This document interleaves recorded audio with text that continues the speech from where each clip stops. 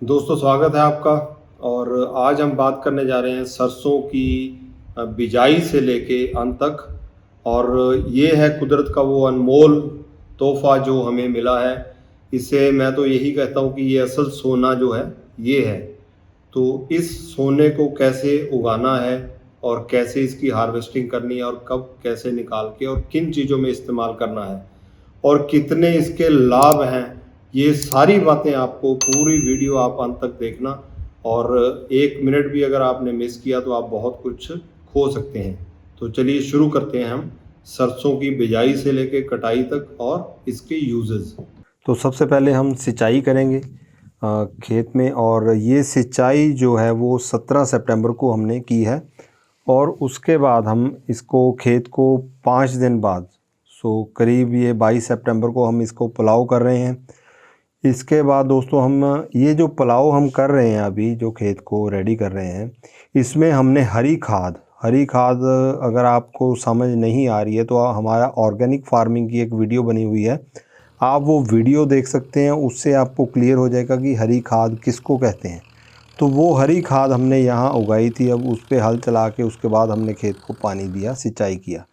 तो ये हम एक बार अभी पुलाव करने के बाद, और इसको करीब फिर हमने 9 अक्टूबर को दोबारा इसको पुलाव किया, एक रात पहले यानी। तो आज अगली शाम को ये बुआई शाम को इसलिए करनी ज़रूरी है क्योंकि शाम के टाइम में जो अब हमारा जो नमी रहती है मिट्टी में वो थोड़ी ऊपर आ जाती है। और इस हिसाब से हम इसकी बिजाई करते हैं खेत में।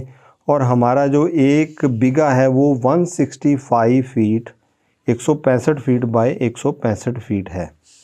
तो इसमें 250 ग्राम बीज लगता है। ये मैं आपको नमी चेक करवा रहा हूँ। 2 बार इसको पुलाव करने का मतलब ये है, इसको कल्टीवेटर चलाने का, कि इसमें नमी जो है वो ख़त्म ना हो और जितना खरपतवार है वो ख़त्म हो जाए।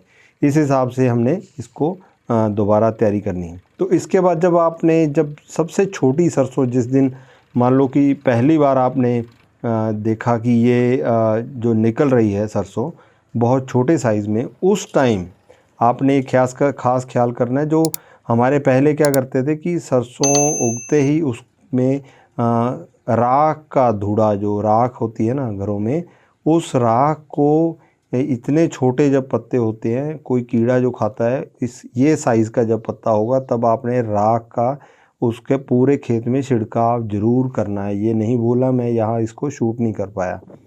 तो ये अभी जो कंडीशन है, ये जो आपको दिख रही है, ये इसके करीब करीब जब ये हमारे जो तकरीबन ये हो गया इस 15 दिन 20 दिन की। और गुड़ाई, सरसों एक ऐसी फसल है जब आप पानी देने से, जो पानी हमने देना है वो 45-50 दिन में पहला पानी देना है, उससे पहले आपने गुड़ाई करनी है। क्योंकि नहीं तो खरपतवार जो प्याजी है वो बहुत ज़्यादा हो जाएगी, वो कंट्रोल में नहीं आएगी। वरना हम दूसरी फसलों में पानी देने के बाद देते हैं। तो हमारा पहला पानी जो 45 से 50 दिन में होगा, ये 7 नवंबर को लग रहा है। और उसके बाद हमने 10 दिसंबर को दूसरा पानी लगाया। तो मैं दोनों पानियों का जिक्र कर रहा हूँ, दूसरे पानी का 30 दिन बाद हमने लगाया। तो अभी ये जो आप जो कंडीशन देख रहे हो, ये हमारी कंडीशन है 24 दिसंबर की। तो अभी क्या है, गंदड़ वगैरह भी तैयार है। आप किसान भाइयों को मैं एक और जानकारी शेयर करना चाहता हूँ कि मैंने जो नोटिस किया, अगर आप कोई भी आपके खेत में साग तोड़ता है तो उसको आपको कहना चाहिए भी मोस्ट वेलकम, आप साग तोड़ो। क्योंकि ऊपर से जब गंदड़ तोड़ते हैं तो उसका जितना और बहुत ज़्यादा बुशेस आते हैं, जैसे हमने ऊपर से काट दिया उसको, तो और भी प्रेशर से यानी बहुत ज़्यादा ब्रांचेस आएंगी। और जो हमारा भाई अगर कोई साग लेके जाना चाहता है वो भी खुश रहेगा। और दोस्तों, हमारे एक साग की वीडियो भी हमारी बनी हुई है, ऊपर आई बटन पे आप क्लिक करके वो साग की वीडियो ज़रूर देखें और वो भी आपको पसंद आएगी। इसके बाद ये जो समा है अभी, तो ये हमारा है, ये करीब ये जनवरी का। ये फली यहाँ आ गई है, ये 20 जनवरी की जो अभी मैं आपको शेयर कर रहा हूँ। तो अभी जो फली पे है, ये समा इतना खूबसूरत होता है, चारों तरफ हरियाली और पीले रंग की, जैसे कुदरत ने चादर बिछा दी हो। हमारा गंगानगर ज़िला ऐसे दिखाई देता है, बहुत ही खूबसूरत, बहुत ही खूबसूरत। तो बस अब बहुत तैयारी है जल्दी। 14 मार्च को हमने इसकी ये कंडीशन में, मतलब इसको सूखना नहीं होगा, मतलब फली पूरी सूखनी नहीं चाहिए, इस कंडीशन में आपने कटाई करनी है। तो कटाई करते समय ये चीज़ का ख़ास ख्याल रखना होता है कि अगर आपकी फली ज़्यादा सूख गई तो वो गिरेगी, यानी जब आप काटोगे तो भी वो नीचे गिरेगी। तो इस कंडीशन में, और ये जैसे हमने 14 मार्च की इसकी कटाई की है, और अब अपने नेक्स्ट डे जो है, जो 15 मार्च की मान लो सुबह के टाइम आप ये पूरी जो जितनी भी आपकी ढेरी लगी हुई है, इसको हमने इकट्ठा करना है। उसके लिए पहले जो नीचे जगह है, मैं आपको हर बार वो लोकेशन दिखा रहा हूँ कि जहाँ हमने शुरू से लेके, मैं वो चीज़ को कोशिश कर रहा हूँ कि आप उससे जुड़े रहें कि जिस खेत की वीडियो थी वो पूरी की पूरी हम, क्योंकि एंड ऑफ द डे हमने उसकी कैलकुलेशन भी करनी है कि इतनी जगह में कितनी आपकी जो पैदावार जो निकली है वो आपको क्लियर हो कि इतनी जगह में इतनी पैदावार हो सकती है, और उस हिसाब से हमारी जो उपज में तो कोई फ़र्क नहीं है।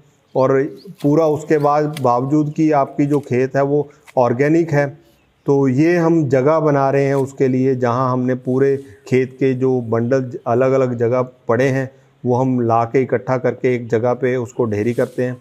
तो ये हमेशा सुबह के टाइम इकट्ठा करने का मतलब ये होता है कि फिर वो गिरती नहीं है।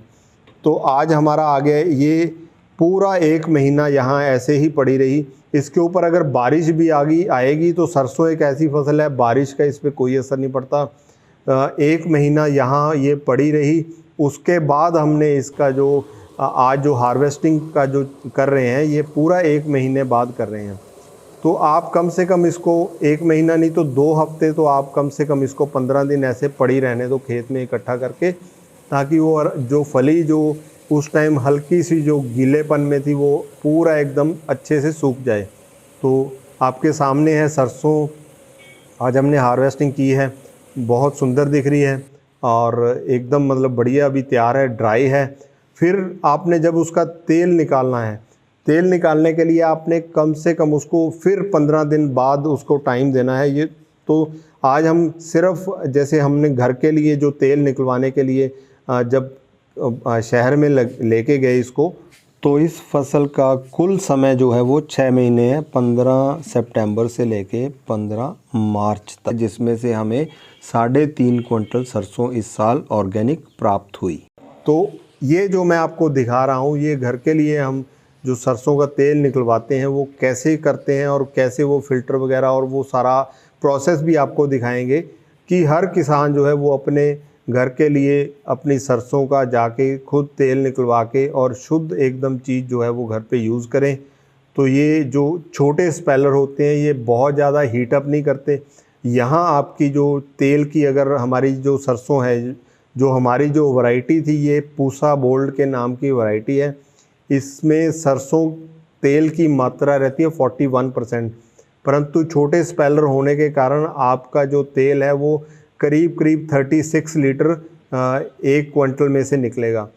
तो खल जो है हम पूरी जो है वो आप अपनी गायों के लिए घर पे ला सकते हो और तेल जो है वो खुद के लिए ला सकते हो। तो ये मैं आपको जो दिखा रहा हूँ ये फ़िल्टर कैसे होता है, इस प्रकार से फ़िल्टर जो है वो यहाँ किया जाता है। इसमें 16 जाली हैं बारीक, और उससे फ़िल्टर होने के बाद में आप उसको किसी अच्छे कंटेनर में डाल के घर ला सकते हो। तो ये मैंने आपको पूरा प्रोसेस दिखाया, आप किस प्रकार से आपने तेल जो खुद अपने घर के लिए आप तेल ऐसे निकलवा के घर पे ला सकते हो। तो उसके बाद आपको दिखाते हैं कि सरसों के तेल में क्या कुछ बन सकता है और कितना स्वादिष्ट। ये जो सरसों के तेल का जो अरोमा है, जो खुशबू है, ये बहुत ही मन को भाती है। और ये आपको गर्मी का सबसे बढ़िया तोहफ़ा जो है वो भिंडी है। भिंडी और सरसों के तेल में बनी हो, मतलब उसका तो कोई मुकाबला ही नहीं है। आपका कोई भी जो फास्ट फूड है वो इसका मुकाबला नहीं कर पाएगा। अभी आपसे बात करते करते मेरे मुंह में तो पानी आ गया है। तो ये जो आप देख रहे हो, और बड़े जो इससे देखो, इसको हम भरी भिंडी जो बना रहे हैं, बच्चे इसको सीख भी रहे हैं और हम आपको अलग अलग चीज़ें बना के दिखा रहे हैं कि क्या कुछ। ये भरवा आलू है, इसका हमने छिलका भी नहीं उतारा, बिल्कुल जो टाइनी आलू है, जो बिल्कुल छोटे छोटे आलू हैं, आप उनको भर के मसाला उनमें भर के और ये थोड़ा सा सरसों का तेल डाल के आप इसको बनाओ, ये भी बहुत अच्छे, बहुत स्वादिष्ट बनते हैं, बहुत जल्दी बन जाते हैं। और आपने अगर मिर्ची और प्याज इसको भर के बनाना है वो भी बन जाएंगे। और अभी आपको दिखाते हैं कि सरसों के तेल में दोस्तों, जो आपका एक बार अगर आपने सरसों के तेल में जो पकौड़े वगैरह बना भी लिए और उसके बाद अगर आपका जो तेल बचा हुआ है वो आप गायों के फीड में भी डाल सकते हो। तो इस चीज़ का भी आप ख़ास ख्याल रख सकते हैं कि आपने सिंगल टाइम यूज़ करना है।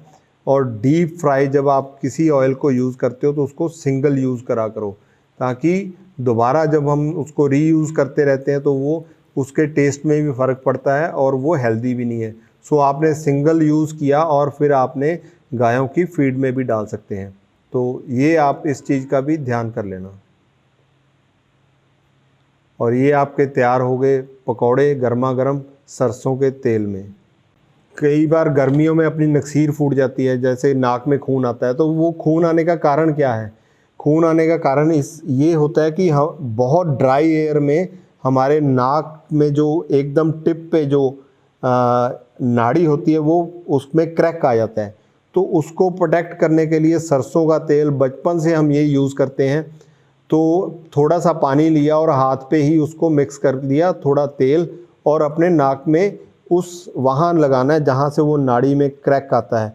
तो जब भी आपकी नक्सीर फूटे बिल्कुल घबराना नहीं, गर्मियों में आप ये चीज़ यूज़ कर सकते हो, नाक में इसको तेल को लगा सकते हैं, ताकि वहाँ ड्राइनेस नहीं आएगी और आपकी नक्सीर नहीं फूटेगी, यानी ब्लड नहीं आएगा। और नहाने के बाद आप इसको ये भी ऐसे भी यूज़ करते हैं, क्योंकि बचपन से हम यही चीज़ें देख रहे हैं कि नहाने के बाद हमारे माताजी इसको नाभि में भी लगा दिया करते थे।